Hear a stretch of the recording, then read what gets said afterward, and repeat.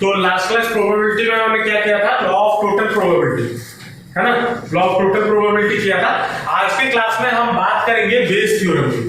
बे मतलब वो बॉयफ्रेंड वाला बे या गर्लफ्रेंड वाला बे नहीं, ये एक साइंटिस्ट है, BAYE एपोस्ट्रोफी एस, बे बुलाते हैं ना, BAE, हाँ तो वो नहीं है, तो उससे कंफ्यूज मत होना।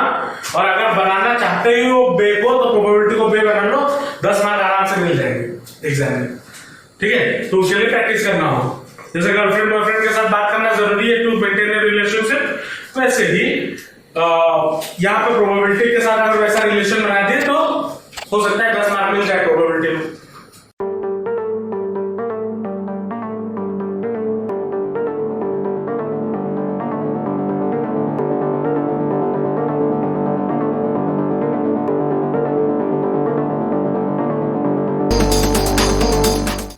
अब ये जो थ्योरम है, इस थ्योरम से most of the time question पूछा जाता है, ठीक है। हर साल इसी थ्योरम के रिलेटेड कुछ ना कुछ क्वेश्चन पूछता है। तो लॉ ऑफ टोटल प्रोबेबिलिटी से आना ना आना वो थोड़ा टामाटोल है, उसमें से आ सकता है नहीं भी आ सकता है, वो ऑप्शनल है, लेकिन इसमें से बेस थ्योरम में से क्वेश्चन पूछेगा ही पूछेगा, ठीक है। हर साल आता गया है अभी तक, तो होपफुली अगले साल मतलब तुम्हारे वाले साल में भी आ सकता है। तो अच्छे से समझना बेस थ्योरम है क्या, इसको समझते हैं। देखो, मान लो यहां पे आपके पास 2 बैग है या मान लो 3 बैग है, ठीक है। इसमें सर्टेन रेड बॉल्स है, मैं बस बॉल नहीं बना रहा हूं, और ब्लैक बॉल्स है BB। इसमें कुछ रेड बॉल्स है और कुछ ब्लैक बॉल्स भी है, और इसमें भी कुछ रेड बॉल्स है और कुछ ब्लैक बॉल्स है, ठीक है। 3 बैग्स हैं। अब टोटल प्रोबेबिलिटी में हम क्या कर रहे थे, अगर मेरे पास 3 बैग होता, मैं किसी एक बैग को पहले चूज करता और उसमें से एक बॉल निकालता, उसका प्रोबेबिलिटी निकाल रहे थे, लॉ ऑफ टोटल प्रोबेबिलिटी। लेकिन इस थ्योरम में थोड़ा अलग है, मतलब थोड़ा हल्का सा अलग है।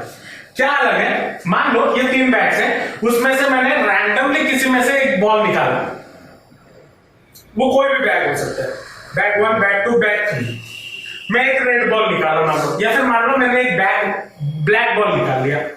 अब ब्लैक बॉल अगर निकाल लिया तो find the probability of the black ball is from bag 1। मान लो क्या प्रोबेबिलिटी है कि आपने जो बॉल निकाला वो बैग 1 से निकाला है, या फिर अगर एक ब्लैक बॉल निकाला, क्या प्रोबेबिलिटी है कि वो आपने बैग 2 से निकाला। समझ में आ रहा है कि क्या हमें करना है, हाँ, बेस थ्योरम में समझे क्या करना है। अगर मान लो, अब ये तो मैंने बॉल और बैग का एग्जांपल दिया, अब ऐसे में और भी बहुत सारे एग्जांपल्स हो सकते हैं। जैसे फॉर एग्जांपल मान लो ये पेन एक सॉलिड पेन तो नहीं है, इसका एक बाहर का मेटल कवर है, एक निब है और ऊपर का एक कवर है, और अंदर एक कॉटन का होता है जिसमें इंक रहता है। तो अब मान लो ये जो मैं पेन का एग्जांपल दे रहा था, मान लो ये पेन है, ये पेन 4 चीजों से बना है। क्या क्या, एक जो ये मेटेलिक कवर है, दूसरा ये कैप है, तीसरा ये निप है, और उसके अंदर वाला एक कॉटन है। 4 अलग अलग चीजें हैं, प्लस ये कैप है। 5 चीजें मिलके ये पेन बन रहा है। अब 5 चीजों को कोई अलग अलग मशीन बना रहा होगा, ऐसा तो नहीं एक ही मशीन सारा बना रहा हो, 5 मशीन अलग अलग बना रहा होगा, उसके बाद उसको असेंबल किया जाता हो तो होगा to make a one pen. अब 4 मशीन, अब वो तो है मशीन, 5 मशीन है, अब उसमें से कुछ डिफेक्टिव भी आते होंगे। मान लो जो ये क्या बना रहा है, इसको थोड़ा एग्जांपल से समझते हैं। मान लो 5 मशीन है, ABCDE, ठीक है। मुझे 100 पेन बनाना है, ठीक है। 100 पेन बनाना है। ए वाला मान लो ये जो मेटल बॉडी है वो बना रहा है। अब ये है तो वो मशीन ना, उसमें से भी गलती हो सकती है, क्योंकि आज तक कोई भी मशीन का एफिशिएंसी 100% तो नहीं बन पाया, बना है प्रैक्टिकली। वो हम थ्योरेटिकली पढ़ते हैं 100%, लेकिन प्रैक्टिकली तो किसी का एफिशिएंसी 100% नहीं होता। मान लो मुझे 100 पेन बनाना था, और 100 में से ये जो सिलेंडर पेन का जो ये मेटल वाला सिलेंडर है, वो 100 में से 90 सही बनाया और 10 डिफेक्टिव बनाया। ठीक है। अब ये जो बी वाला है, ये मान लो ये उसका ऊपर का ये बना रहा है, वो भी 100, मुझे 100 पेन बनाना है तो ऊपर का भी मुझे 100 ही चाहिए। अब उसमें से मान लो 95 वो सही बनाया और 5 डिफेक्टिव बनाया, ये क्या भी मुझे 100 चाहिए टू कंप्लीट ए पेन। मान लो क्या भी 100 में से मान लो उसने 80 सही बनाया और 20 गलत बनाया, डिफेक्टिव बनाया, और इसका ऊपर वाला जो निप है, निप बोलो या टिप बोलो, टिप बोलते हैं, टिप जो है वो भी मुझे 100 चाहिए टू कंप्लीट ए पेन। अब 100 से मान लो वो 85 सही बनाया और 15 डिफेक्टिव बनाया। ये सारा क्या है, नीचे में क्या लिख रहा हूं, डिफेक्टिव पीस, ठीक है। और जो अंदर वाला कॉटन वाला पार्ट है, जो जिसके अंदर हम इंक डालते हैं, वो मान लो 90 सही बनाया और 10 डिफेक्टिव बनाया, ठीक है। अब इसमें से क्वेश्चन पूछ लेगा फाइंड द प्रोबेबिलिटी दैट, अब उसमें से देखो, हाँ इसको क्वेश्चन थोड़ा फॉर्म करेंगे। हाँ ये चीजें सारा बन गया। अब बनने के बाद अब मान लो सबको असेंबल किया गया, मतलब कुछ पेन ऐसे होंगे जो डिफेक्टिव होगा, क्योंकि कुछ ना कुछ तो डिफेक्टिव है हर मशीन में से। Find the probability that after picking 100 pen है टोटल में, 100 पेन से एक पेन निकाले और उसमें जो डिफेक्टिव है वो उसका कैप डिफेक्टिव है, ये प्रोबेबिलिटी निकाले। 100 पेन है ना टोटल में 100 पेन बनाए, 100 पेन जब मान लो सब कुछ गलत वलत भी वो असेंबल हो गया, असेंबल होने के बाद आपने जो एक रैंडमली एक पेन निकाला और उसमें पूछा कि find the probability that it's cap is defective, या फिर इट्स सिलेंडर इज डिफेक्टिव, या फिर इट्स निप इज डिफेक्टिव। तो ऐसे टाइप ऑफ क्वेश्चन को करने के लिए हमें जरूरत होगी बेस थ्योरम की। समझ में आ रहा है क्या है? चलो तो इसका फॉर्मूला क्या है उसको लिखते हैं।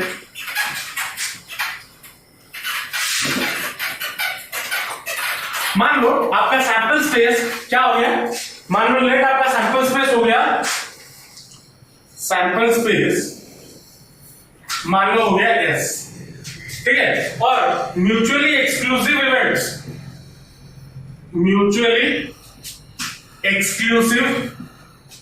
इवेंट्स मान लो आपके हो गए E1, E2, E3 EN, ठीक है। और मान लो late A be the event that is occurred, जो हमें करना है, मतलब जो अभी क्या बोला था, जो 3 बैग का एग्जांपल दिया था, 3 बैग में से मुझे मैंने एक रेड बॉल निकाला, तो पिकिंग ए रेड बॉल जो इवेंट हुआ वो A है, ठीक है। और तीनों बैग जो है, तीनों बैग के लिए ये सारे इवेंट्स है E1, E2, E3।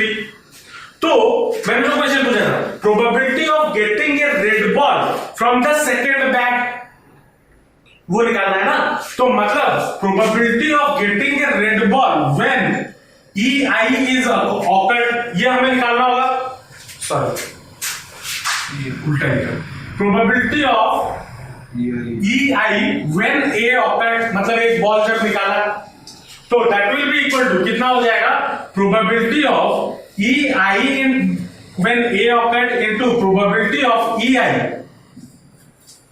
ये हुआ प्रोबेबिलिटी ऑफ EI डिवाइड। अब EI क्या है, I क्यों लिखा, अब मान लो 3 बैग्स है तो बैग 2 के लिए मान लो निकालना है, तो वो न्यूमरेटर में हो रहेगा।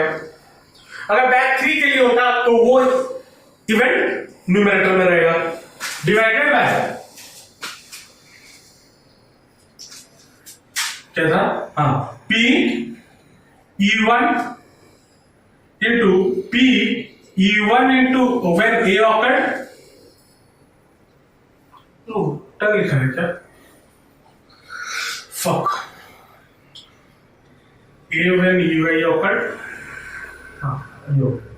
A when EI occurred, और P A when E1 occurred plus P E2 when probability of A when E2 occurred plus dot dot dot dot plus P EI या EN बोल लो, N लिए हुए हो, N into P of A when E N occur. यह आपका Bayes theorem का formula.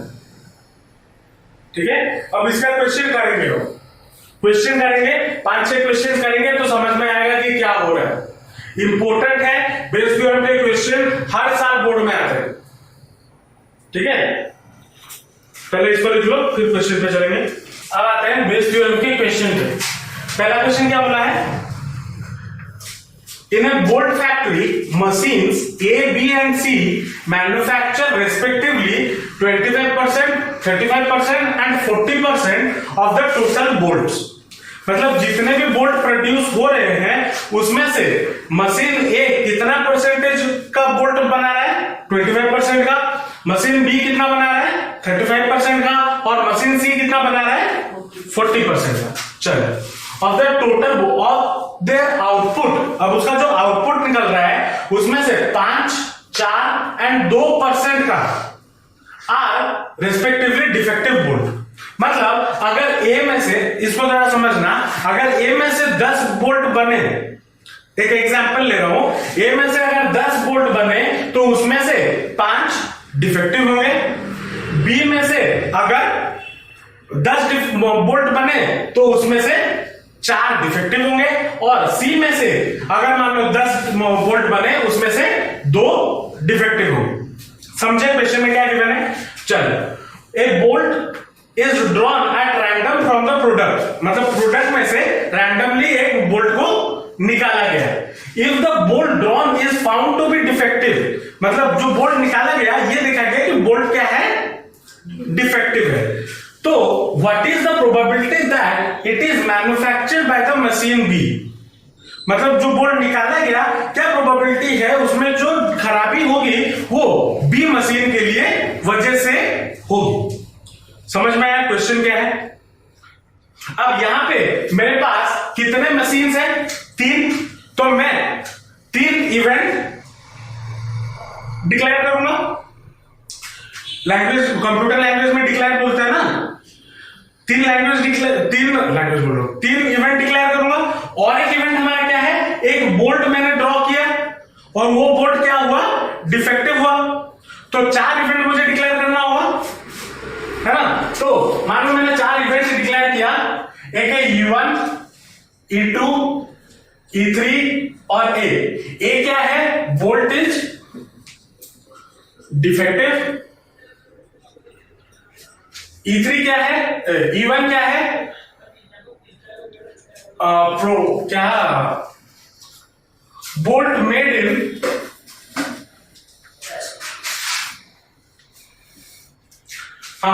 Bolt made in machine A. E2 क्या है? Bolt made in machine B. और E3 क्या है? Bolt made in machine C. देखो, मैं यहां पे तुम्हें समझाने के लिए और टाइम बचाने के लिए ऐसा लिख रहा हूं। एग्जाम में ऐसा मत लिखना, मार्क काट देंगे। पूरा स्टेटमेंट लिखना है एग्जाम में, ठीक है? चलो, अब प्रोबेबिलिटी ऑफ E1 हमारा कितना हो जाएगा? प्रोबेबिलिटी ऑफ E1 में से मान लो, यहां परसेंटेज के फॉर्म में गिवन है, मान लो टोटल में 100 बोल्ट फॉर्म में, तो probability that bolt is made in machine A क्या हो जाएगा? कितना परसेंटेज बन रहा है मशीन ए में? 25। तो 25/100 बोला ना, परसेंटेज में गिवन है, तो परसेंटेज में गिवन है तो आसानी है, बाय 100 कर दो तो इजी हो जाएगा।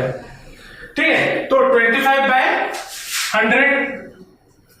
वैसे ही P2 कितना हो जाएगा? 35/100। वैसे ही P3 कितना हो जाएगा? 40/100। चलो, ये प्रोबेबिलिटी हमारा मिल गया। अब क्या निकालना है? इसमें से जो मैंने, मान लो अब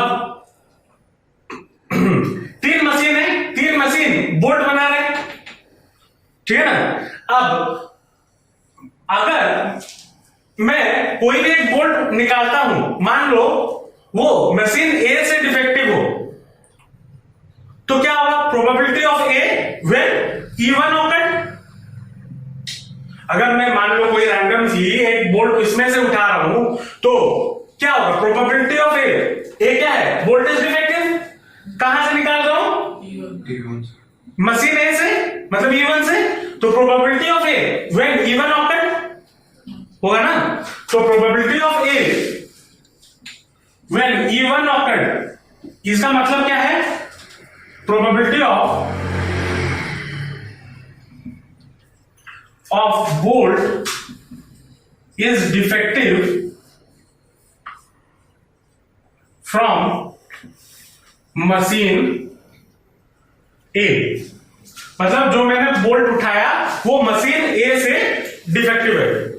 तो मशीन ए से अगर डिफेक्टिव है तो दैट विल बी कितना होगा, 5 गिवन है, तो 5 बाय क्या हो जाएगा, टोटल कितना बोल्ट मैंने माना है, बन रहा है 100, तो 5 बाय 100। वैसे ही P of A when E2 awkward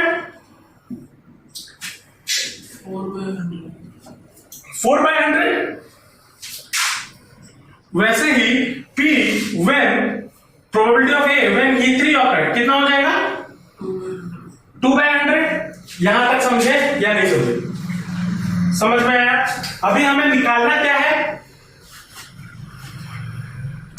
हमें निकालना क्या है, रिक्वायर्ड प्रोबेबिलिटी क्या है, पूछा क्या है, what is the probability that it is manufactured by machine B. मतलब probability of E2, probability of E2 when A occurred, मतलब जो बोल्ट मैंने उठाया वो तो डिफेक्टिव है, अब डिफेक्टिव होने के बाद वो किस मशीन से बना है वो निकालना है। किस मशीन से पूछा है, मशीन बी से। तो प्रोबेबिलिटी ऑफ E2 क्यों, क्योंकि मशीन बी के लिए मैंने क्या लिया, E2। Probability of E2 when A awkward, A क्या है, बोल्ट इज डिफेक्टिव, जो बोल्ट मैंने उठाया वो क्या है, डिफेक्टिव है। तो इसके लिए फॉर्मूला क्या हो जाएगा, probability of E2 into probability of A when E2 occurred divided by probability of E1 into probability of A when E1 occurred plus probability of E2 into probability of A when E2 occurred plus probability of E3 into probability of A when E3 occurred। हो जाएगा by using कौन सा theorem, Bayes theorem होगा। अब बस values डालना है और सॉल्व करना है। डालो वैल्यूज, P2 कितना है, 35 by 100 into A when E2 occurred कितना है, 4 बाय 100 डिवाइडेड बाय E1 कितना है, 25 बाय इंटू कितना, 5 by 100 plus 35 by 100 into 4 by 100 plus 40 by 100 into कितना, 2 बाय 100, ये होगा। अब इसको अगर सॉल्व करेंगे तो 35 इंटू 4 कितना हो जाएगा, 140 डिवाइडेड बाय 345, 5 से काटो तो 28 और ये हो जाएगा 6, 9 और कुछ कटेगा ना, तो कितना हो गया आंसर, 28 बाय 69, ये हमारा आंसर है। तो मतलब जो मैं बोल्ट निकालूंगा वो डिफेक्टिव भी होगा और वो कौन से मशीन से डिफेक्टिव होगा, बी मशीन से डिफेक्टिव होगा, उसका प्रोबेबिलिटी कितना हो जाएगा, 28 बाय 69। समझे, पक्का, लिख लो। नेक्स्ट क्वेश्चन क्या बोला है, नेक्स्ट क्वेश्चन बोला है an insurance company insured 2000 scooter driver, 4000 car drivers and 6000 truck drivers. The probabilities of an accident. चलो अब मान लो एक इंश्योरेंस कंपनी है, इंश्योरेंस कंपनी ने कुछ इंश्योरेंस बनाया, उसमें से 2000 स्कूटर ड्राइवर थे, 4000 कार ड्राइवर थे और 6000 ट्रक ड्राइवर थे। अब जो उनका एक्सीडेंट होने का जो प्रोबेबिलिटी है वो क्या क्या गिवन है? The probabilities of an accident involving a scooter driver, scooter driver का प्रोबेबिलिटी कितना है? 0.01। प्रोबेबिलिटी ऑफ वो कहां गया scooter driver, scooter driver and car driver is 0.01 and 0.03। Car scooter involving a scooter driver and a truck driver. अच्छा, comma car driver and a truck driver are 0.01, 0.03 and 0.15 respectively. चलो वो अब उसमें से कुछ एक इंसान का एक्सीडेंट हो गया, तो क्या प्रोबेबिलिटी है वो इंसान एक स्कूटर ड्राइवर हो? ये क्वेश्चन पूछा है। तो इवेंट पहले डिक्लेयर करेंगे। कितने इवेंट डिक्लेयर होंगे? 4 इवेंट। 3 इवेंट किस किस के लिए? ड्राइवर ट्रक स्कूटर चला रहा है, ड्राइवर कार चला रहा है, ट्रक चला रहा है, और चौथा कौन सा क्या इवेंट होगा? पर्सन एक्सीडेंट के साथ उसका एक्सीडेंट हो गया। 4 इवेंट हो गए। चलो, तो E1, E2, E3, E1, E2, E3 और E। E1 क्या है? ड्राइवर राइड स्कूटर, या फिर मैं ऐसे लिख दे रहा हूं ड्राइवर राइड स्कूटर, लेकिन एक्चुअली इसका स्टेटमेंट क्या होना चाहिए? इंश्योर्ड ड्राइवर या driver which is insured is a scooter driver, क्योंकि इंश्योरेंस कंपनी कर रहा है ना। समझ गए ना बात क्या है? हाँ, ड्राइवर राइड क्या हो गया? कार, फिर ड्राइवर राइड ट्रक। अब ये क्या है? पर्सन या ड्राइवर मीट्स विद, रास्ते में जा रहा था, एक्सीडेंट से मुलाकात हो गई। ठीक है, ड्राइवर मीट्स एक्सीडेंट, रास्ते में मुलाकात हो गई और आप चाय पी के जा रहे थे। चलो, अब सबका प्रोबेबिलिटी निकालते हैं। तो प्रोबेबिलिटी ऑफ E1 कितना हो जाएगा? हाँ, तो प्रोबेबिलिटी ऑफ E1 कितना होगा? टोटल कितने? टोटल कितने ड्राइवर हो गए? 12,000 ना, 12,000, और उसमें से स्कूटर वाले कितने हैं? 2,000, तो 2,000 बाय 12,000। चलो, उसके बाद P2 कितना हो जाएगा? 4,000 बाय 12,000, और P3 कितना हो जाएगा? 6,000 बाय 12,000। चलो, ये हो गया। अब प्रोबेबिलिटीज यहां पे देखो, प्रोबेबिलिटी आपको दे दिया गया है डायरेक्टली। हाँ, ये प्रोबेबिलिटी निकाल के, अब हाँ, ये बोल रहा था कि यहाँ पे जो आपको क्वेश्चन में दे दिया गया है डायरेक्टली प्रोबेबिलिटी कि वो जो एक्सीडेंट होगा उसका स्कूटर वो एक्सीडेंट में जिसका एक्सीडेंट हुआ होगा वो स्कूटर ड्राइवर होगा, उसका प्रोबेबिलिटी कितना है? 0.01, और वो कार ड्राइवर है उसका प्रोबेबिलिटी कितना है? 0.03। वो एक ट्रक ड्राइवर है उसका प्रोबेबिलिटी कितना है? 0.15। तो प्रोबेबिलिटी ऑफ ए क्या है? Driver makes an accident when it is a scooter driver, E1 कितना हो जाएगा? कितना गिवन है? 0.01 स्ट्रेटली गिवन है, लिख दो। Probability of A when E2 occurred is equal to कितना हो जाएगा? 0.03, और probability of A when E3 occurred कितना हो जाएगा?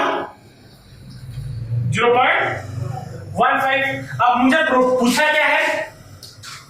पूछा देखो, व्हाट इज द प्रोबेबिलिटी, जब लास्ट में आओगे ना पूछा क्या है, ये लाइन को हमेशा बार बार पढ़ना, नहीं तो यहीं पे गलत कर दोगे। What is the probability that he is a scooter driver, तो क्या निकालना है? प्रोबेबिलिटी ऑफ स्कूटर ड्राइवर मतलब E1 when एक्सीडेंट ऑकर्ड, मतलब ये निकालना है। अब बेस थ्योरम लगाओ तो क्या हो जाएगा, P of E1 into P of A when E1 occurred divided by P of E2 when probability of A when E1 when E1 occurred plus probability of E2 when probability of A when E2 occurred plus probability of E3 into probability of A when E3 occurred। अब बस values डालना है, कितना हो जाएगा 2000 by 12,000 into A when E1 occurred, कितना है 1 by 100 whole divided by 2000 by 12,000 into 1 by 1000 100। Probability of E2 कितना 4000 डिवाइडेड बाय 12000 इंटू कितना 3 by 100 plus 6000 divided by 12000 into 15 by 100। अब अगर इसको सॉल्व करें तो ये कितना हो जाएगा 2000 12000 और ये हो जाएगा 15 इंटू 6 कहते ये 23,000 माने 20,000 divided by 12,000 into 100 divided by 23,000 divided by 12,000 into 100 12,000 into 100 12,000 into 100 कटिगला इंटू 3 0 कटिगला तो आंसर कितना हुआ 2/23। ये हमारा रिक्वायर्ड आंसर। तो क्या कर रहे थे बेस थ्योरम ना पढ़े थे, उसके रिलेटेड और क्वेश्चन। क्या क्वेश्चन है, a man is known to speak truth 3 out of 4 times। मतलब अगर 4 बार वो कोई बात बोलता है तो उसमें से 3 बार सच बोलता है और 1 बार झूठ बोलता है ना। उसके बाद he throws a die and report that it is a 6।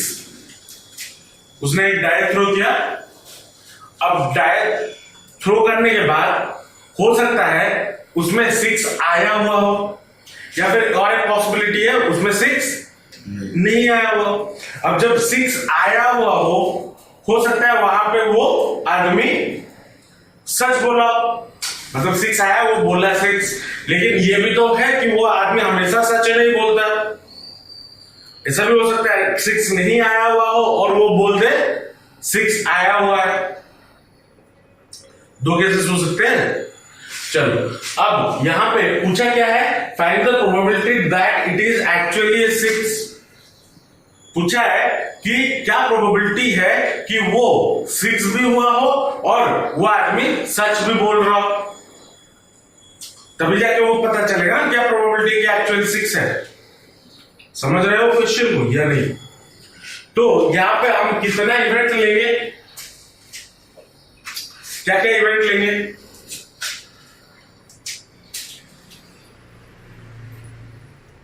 तीन इवेंट लिया जाएगा। क्या क्या क्या 3 इवेंट लिया जाएगा। पहला इवेंट कि जो डाई फेंका गया उसमें 6 आया है ना। उसके बाद दूसरा 6 नहीं आया है उसका प्रोबेबिलिटी। और एक इवेंट ए क्या है, जो इंसान रिपोर्ट कर रहा है, रिपोर्टिंग इट इज ए 6 आया। तो 3 इवेंट लिए जाएंगे, एक है E1, दूसरा है E2 और एक है A। E1 क्या होगा, नंबर व्हेन डाई रोल्ड, क्या स्टेटमेंट,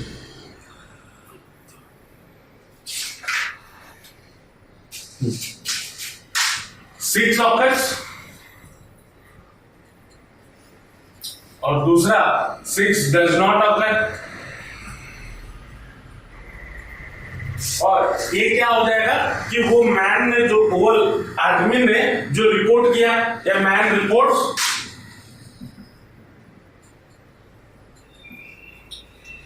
रिपोर्ट्स 6, है ना, 3 यूनिट आ गए। अब प्रोबेबिलिटी ऑफ E1 कितना हो जाएगा?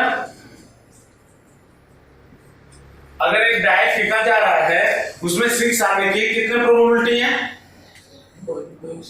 1/6। और 6 ना आने की कितना प्रोबेबिलिटी है? 5/6। मतलब P2 कितना हो जाएगा? 5/6। अब यहां पे A है, A man reports the, A क्या है event? Man reports it is a 6। हमें क्या निकालना है? Probability of A when E1 occurred, मतलब प्रोबेबिलिटी ऑफ मैन ने 6 बोला है और एक्चुअली में 6 आया है, उसका प्रोबेबिलिटी, है ना। तो प्रोबेबिलिटी इसका मतलब क्या है? Probability that actually a 6 occurred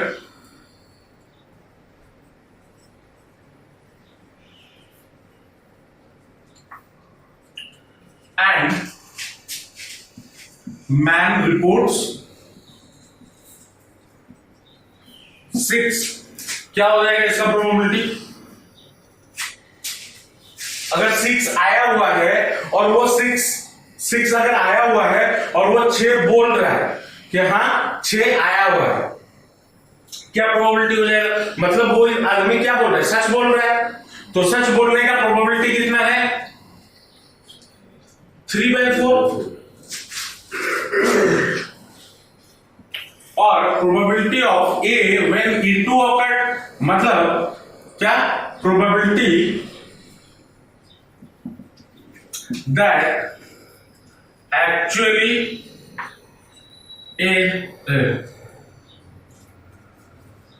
probability that 6 does not occur and man reports 6, ये होगा। क्या हो जाएगा? मतलब 6 नहीं आया हुआ है लेकिन आदमी बोल रहा है 6 आया है, मतलब वो क्या बोल रहा है? झूठ बोल रहा है। तो झूठ बोलने का प्रोबेबिलिटी कितना है? 1/4 which is equal to 1/4।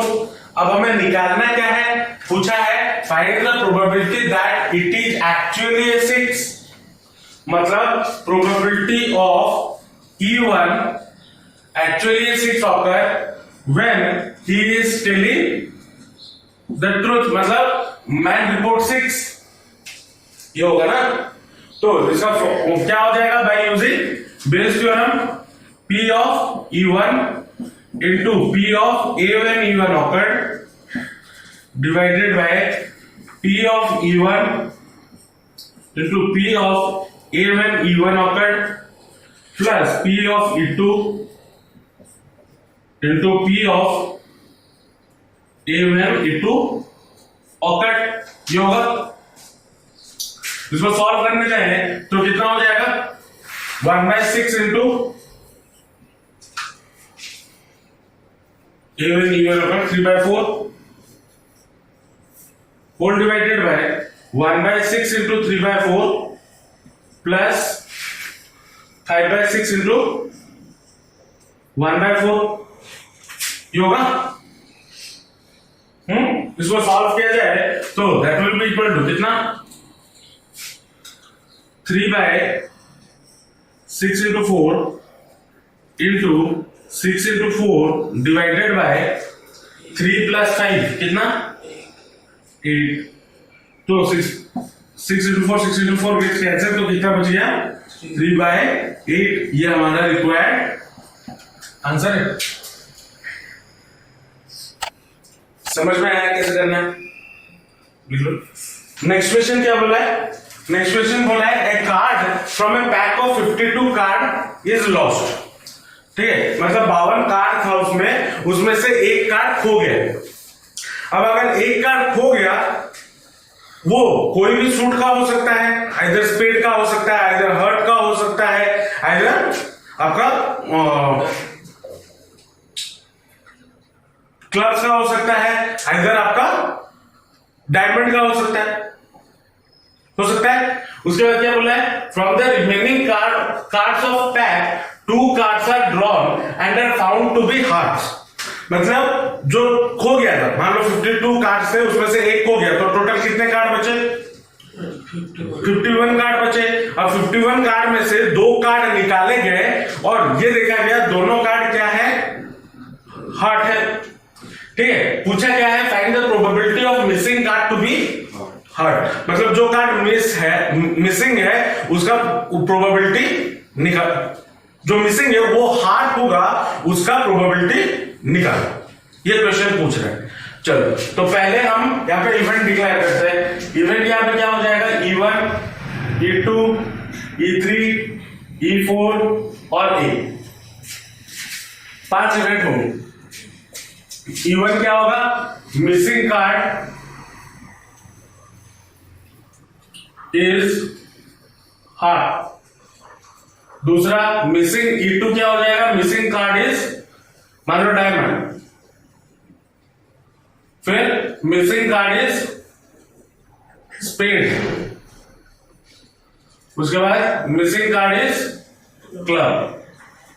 ये हो गया, ये 4 इवेंट हो गए। और ए हमारा क्या इवेंट है, A is 2 cards are drawn and they are heart. तो ये क्या है, drawing 2 heart cards from the remaining pack, है ना। अब प्रोबेबिलिटी ऑफ E1 क्या हो जाएगा,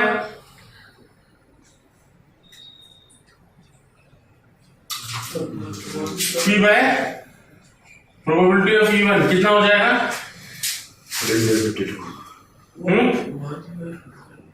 1/52। मिसिंग कार्ड इज हर्ट के कितने कार्ड होते हैं, टोटल कार्ड कितने हैं, 52। तो 13/52 होगा ना। 13 कार्ड है, गोटे कार्ड हजिले कौन पचार हजिवा कार्ड हूँ हार्ट। जो कार्ड हजि 13टा कार्ड गोटे कार्ड हजिगला, तो गोटे कार्ड हजिबार प्रोबेबिलिटी केते हो, 13टा भीतर किछिटा भी गोटे कोई भी गोटे कार्ड जाई परियो, किंग जाई परियो, क्वीन जाई परियो, जैक जाई परियो, किछि भी जाई परियो। तो 13/52। अब प्रोबेबिलिटी ऑफ E2 कितना हो जाएगा, 13/52। वैसे प्रोबेबिलिटी ऑफ E3 कितना हो जाएगा, 13/52। और प्रोबेबिलिटी ऑफ E4 कितना हो जाएगा, 13/50। चलो, ये तो निकल गए। अब drawing 2 cards from the remaining pack, ये इवेंट है। हमें निकालना क्या है, probability of A when E1 operate, है ना। अब इसको जरा समझना, probability of A when E1 operate का मतलब क्या होगा, मतलब मैंने 2 कार्ड निकाले और कब निकाला, जो रिमेनिंग 51 कार्ड है या फिर जो पैक था उसमें से एक हर्ट का कार्ड मिसिंग था। मतलब समझ रहे हो, मतलब मेरे पास एक कार्ड खो गया, मान लो कार्ड खो गया, 51 कार्ड बचा है। अब 51 कार्ड में से मैं 2 कार्ड निकालूंगा और वो जो मिसिंग कार्ड है ना वो हार्ट हो, वही चीज निकालना है। Probability of A when E1 awkward, तो कितना हो जाएगा, अगर हार्ट का कार्ड खोया हुआ है तो टोटल नंबर ऑफ हार्ट के कार्ड्स कितने बच जाएंगे, मैं तो क्वेश्चन पूछ रहा हूँ, वो उसका आंसर 12 बच जाएंगे, 12 कार्ड बच जाएंगे। तो क्या हो जाएगा, 12C2। यहाँ पे हम कॉम्बिनेशन का रूल लगाएंगे, नॉर्मली नहीं हो पाएगा क्योंकि मैं 2 कार्ड निकाल रहा हूं ना, है ना। तो जब ऐसे क्वेश्चन आ जाएंगे तो वहां पे हम कॉम्बिनेशन का कॉन्सेप्ट लगाएंगे, क्योंकि जब मैं 2 कार्ड निकाल रहा हूं, अगर 1 कार्ड होता तो शायद मैं कॉम्बिनेशन नहीं लगाता। मैं यहाँ पे 2 कार्ड एज बिकॉज निकाल रहा हूं तो इसलिए मैं कॉम्बिनेशन लगा रहा हूं, क्योंकि हो सकता है जो 2 कार्ड में निकालूं, हो सकता है ऐसा भी हो सकता है दोनों कार्ड हार्ट ना हो, ऐसा भी हो सकता है एक हार्ट हो दूसरा हार्ट नहीं हो सकता है ना। तो उस कंडीशन में हम क्या लगाएंगे, कॉम्बिनेशन लगाएंगे। डिवाइडेड बाय कितना हो जाएगा, टोटल नंबर ऑफ कार्ड कितना बचा है 51, तो यहां पे क्या हो जाएगा 51C2, ठीक है। उसके बाद probability of A when E2 awkward, ये कितना हो जाएगा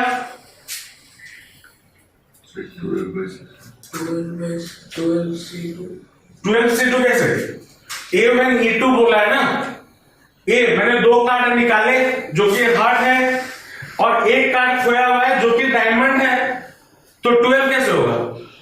अगर डायमंड का कार्ड खोया हुआ है तो हार्ट के कार्ड कितने होंगे, 13 के 13 होंगे ना। तो 13C2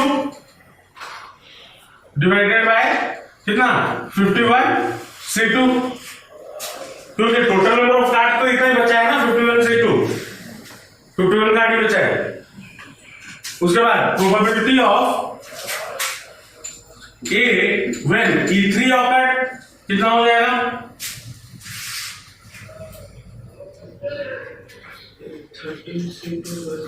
13C2 बाय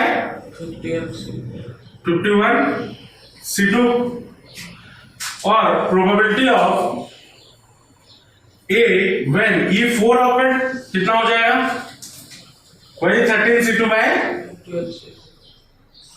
51C2। अब कॉम्बिनेशन का फॉर्मूला याद है, नहीं है, NCR is equal to n factorial divided bye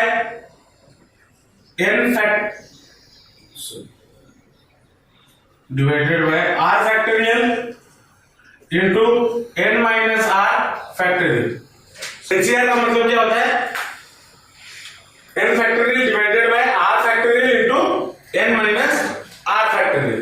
अब इसको सॉल्व करते हैं, तो अगर सॉल्व किया जाए तो NCR ऊपर वाला क्या हो जाएगा, इसको अगर सॉल्व किया जाए P of A when E2 occurred 12C2, तो 12 factorial divided by 2 factorial into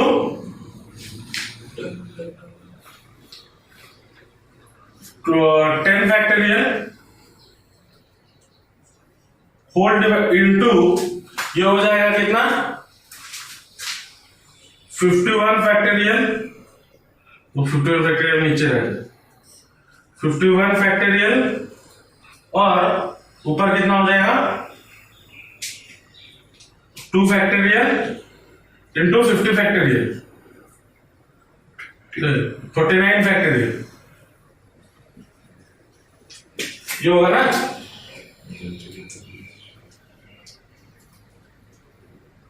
कैसे समझ नहीं समझ आया,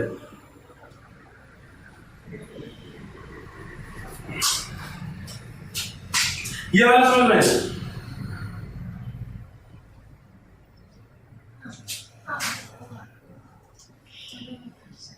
सेकेंड वाला चलो, होल डिवाइडेड बाय क्या है 51 फैक्टोरियल ऊपर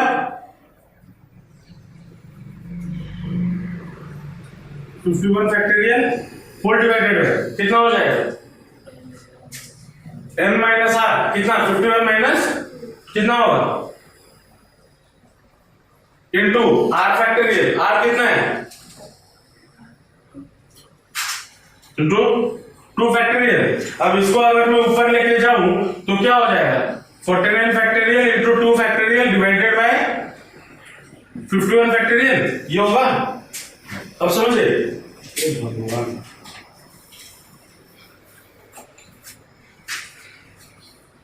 अब इसको अगर सॉल्व करते हैं तो यहाँ पे क्या बचेगा, 12 इंटू 11 ऊपर से बचेगा 12 इंटू 11 इंटू 10 फैक्टोरियल। हम इसको ऐसे भी लिख सकते हैं 12 फैक्टोरियल को, याद है तो या नहीं? चलो मैं एक सॉल्व करके दिखा दूं। तो ये 10 फैक्टोरियल और 10 फैक्टोरियल गेट्स कैंसिल, और 51 फैक्टोरियल को मैं क्या लिख सकता हूं, 51 इंटू 50 इंटू 49 फैक्टोरियल। तो 49 फैक्टोरियल गेट्स कैंसिल। अब यहां से 2 फैक्टोरियल और 2 फैक्टोरियल भी गेट्स कैंसिल। अब इसको सॉल्व करेंगे तो 12 इंटू 11 डिवाइडेड बाय 51 इंटू 50 कितना हो जाएगा। उसके बाद वो अगर सॉल्व करो तो कितना हो जाएगा, 13 माइनस 2 कितना, 13 factorial divided by 2 factorial into 11 factorial into 51 factorial, मतलब 2 factorial into 49 factorial divided by 51 factorial.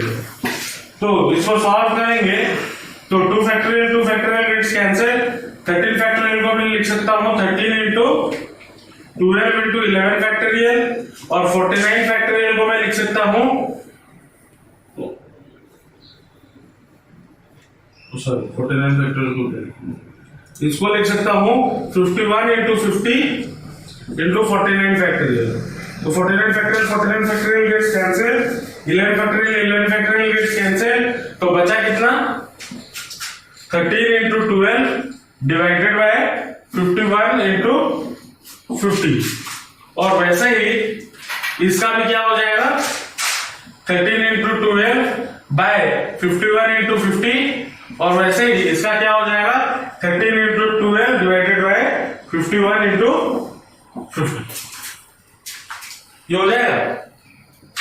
अब हमें निकालना क्या है, probability, find the probability of the missing card to be a heart. तो क्या निकालना है, प्रोबेबिलिटी ऑफ हार्ट के लिए क्या लिए थे, E1 when A occurred योगक, that will be equal to कितना, probability of E1 into probability of A when E1 occurred divided by, मैं फॉर्मूला लिख नहीं रहा हूं, ठीक है, समझ में आ गया होगा क्या करना है अभी तक। तो मैं फॉर्मूला लिख नहीं रहा हूं, जगह नहीं होगी। तो P of E1 13 by 52 into probability of A when E1 occurred, तो ये हो जाएगा 12 इंटू 11 डिवाइडेड बाय 51 इंटू 50, और न्यूमरेटर में आ जाएगा आपका, डिनोमिनेटर में 13 by 52 into 12 into 11 divided by 51 into 50 plus 13 by 52 into 13 into 12 by 51 into 50 into 4 whole के साथ 4 क्यों 3, ये रख सकता हूं।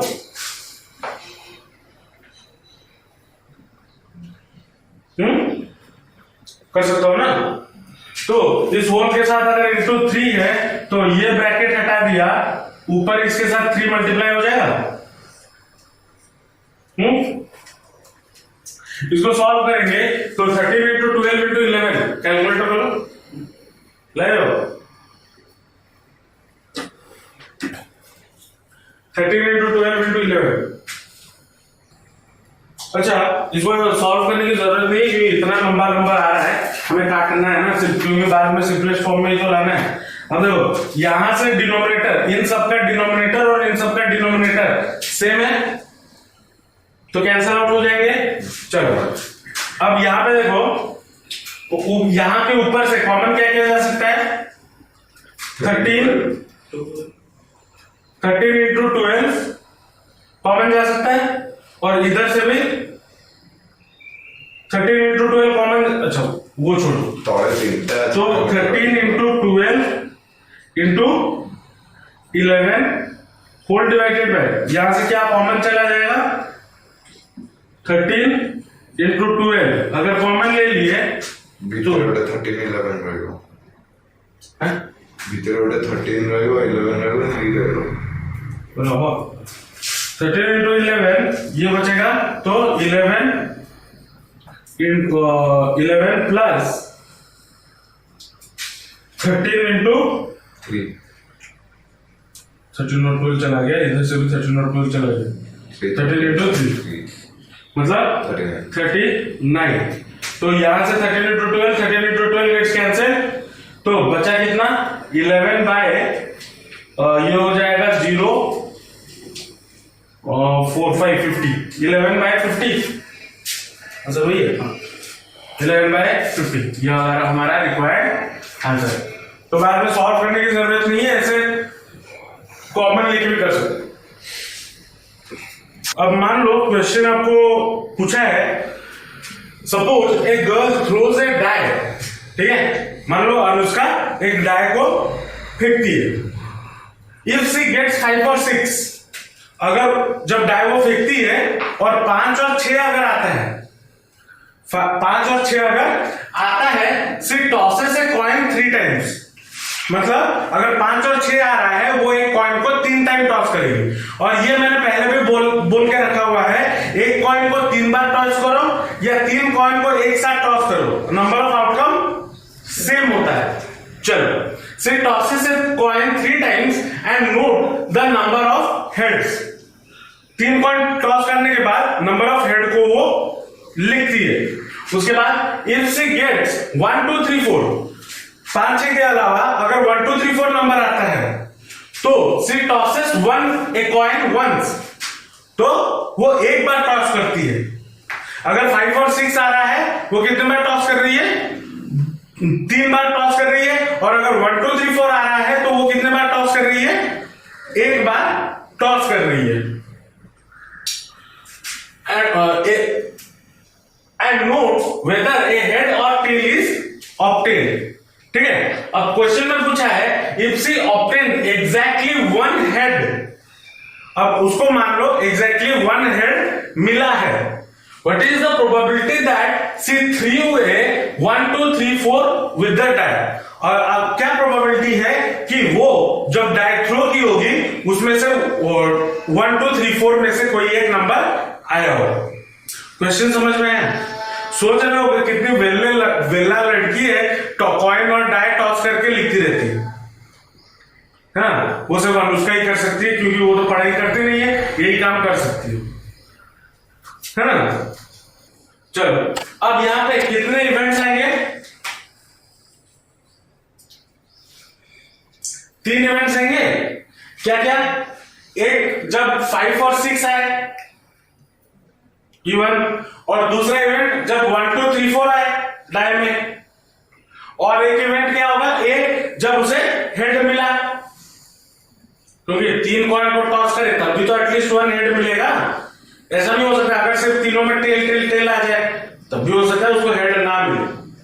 देखिए क्वेश्चन में पूछा है कि क्वेश्चन में बोला है कि 3 कॉइन वो टॉस करके and notes the number of head, उसमें वो नंबर ऑफ हेड्स को नोट करती है ना। चलो, अब आते हैं E1, डिक्लेयर करो E1 E2 और A। E1 आपका क्या हो गया, शी गेट्स 5 और 6, और E2 क्या हो गया, गेट्स 1 2 3 और 4, है ना। और A इवेंट आपका क्या हो गया, गेटिंग एग्जैक्टली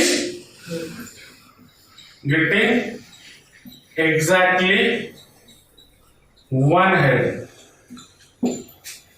अब गेटिंग 5 और 6, इसका प्रोबेबिलिटी क्या हो जाएगा,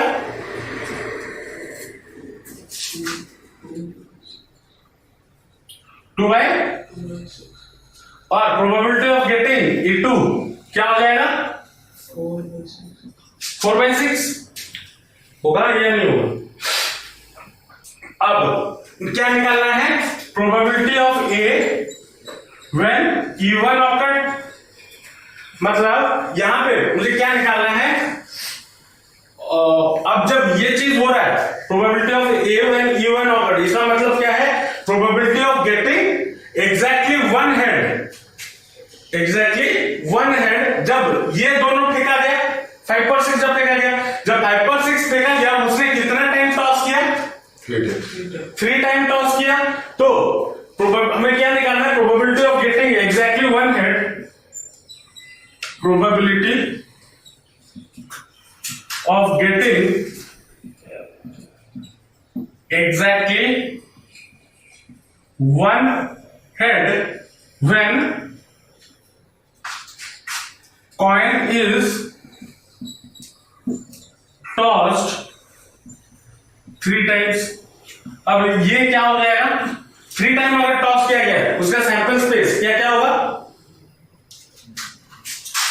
H H H H T T T T H H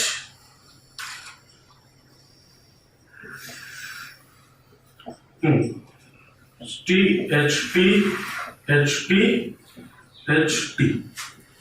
हाँ, probability of getting at least one head क्या हो जाएगा? टोटल कितना नंबर ऑफ ये है 8। तो 8 एटलीस्ट वन हेड मतलब कम से कम एक हेड होना चाहिए। तो एक हेड कहां पे है? एक तो ये, दूसरा ये, एटलीस्ट वन हेड है ना, कम से कम एक हेड होना चाहिए। एटलीस्ट मतलब कम से कम ना। हाँ, अगर एट मोस्ट बोला होता तो एक एक हेड वो भी लेंगे और जहां पे 2 हेड है उसको भी लिया जाएगा, लेकिन यहाँ पे क्या बोला है? At least one head. तो मतलब कम से कम एक हेड होना चाहिए। तो एक हेड कहां पे है? 1 2 और 3 और कहीं पे है एक हेड? है नहीं, तो क्या होगा? 3/8 तो हो गया, समझे? अब probability of A when E2 occurred कितना हो जाएगा? मतलब probability of getting exactly one head when coin is tossed क्या हो जाएगा? देखो E2 मतलब उसमें क्या, उसे क्या क्या मिल रहा है? 1 2 3 4 और 1 2 3 4 अगर मिल रहा है तो वो कॉइन को कितने बार टॉस कर रही है? एक बार टॉस्ड 1 टाइम। तो क्या हो जाएगा प्रोबेबिलिटी? एक बार टॉस कर रही है तो आउटकम about 2 2 तो प्रोबेबिलिटी कितना होगा? हाँ, तो क्योंकि probability of getting one head जब एक बार टॉस किया गया एक कॉइन को तो प्रोबेबिलिटी ऑफ गेटिंग हेड क्या हो जाएगा? 1/2 होगा। अब मुझे पूछा क्या है क्वेश्चन में? What is the probability that C threw a 1 2 3 4 with the die? ये पूछा है, मतलब प्रोबेबिलिटी ऑफ क्या पूछा है? E 1 2 3 4 कौन सा है? E2 when A occurred, ये पूछा है। तो probability of E1 into probability of A when E1 occurred, 1 E2 when E2 occurred divided by probability of E1 into probability of A when E1 occurred plus probability of E2 into probability of A when E2 occurred। ये होगा। अब अगर values put करें तो कितना हो जाएगा? P2 4/6 into A when E2 occurred 1/2 divided by 2/6 into A1 occurred 3/8 plus P2 into 4/6 into A1 E2 अगर 1/2। इसको अगर सॉल्व करें तो क्या हो जाएगा? अब देखो यहां पे डिनोमिनेटर कटेगा नहीं,